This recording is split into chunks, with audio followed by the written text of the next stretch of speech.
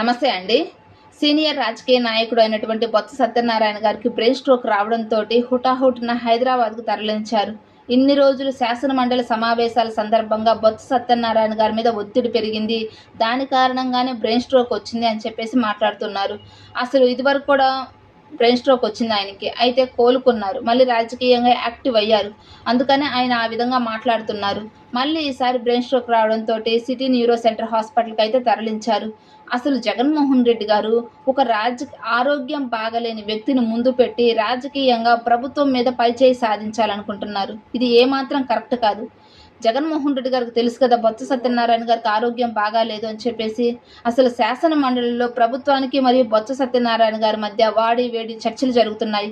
ప్రభుత్వం తరపున అనేక మంది మంత్రులు మాట్లాడుతున్నారు, కానీ వైసీపీ తరపున ఒక్కరు కూడా మాట్లాడడం లేదు. బొత్స సత్యనారాయణ గారు మాత్రమే మాట్లాడుతున్నారు. దాని కారణంగానే బొత్స గారి మీద ఎక్కువగా ఒత్తిడి పెరిగింది. ఆ ఒత్తిడి కారణంగానే బ్రెయిన్ స్ట్రోక్ వచ్చింది.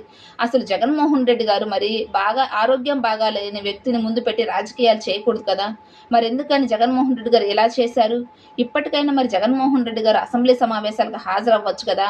నిజంగా ప్రభుత్వాన్ని క్వశ్చన్ చేయాలి అనుకుంటే జగన్మోహన్ రెడ్డి గారే రావాలి కదా. ఎందుకని జగన్మోహన్ రెడ్డి గారు రాకుండా ఆరోగ్యం బాగాలేని బొత్స సత్యనారాయణ గారిని ముందు పెట్టుకుని రాజకీయం చేయాలని చూస్తున్నారు?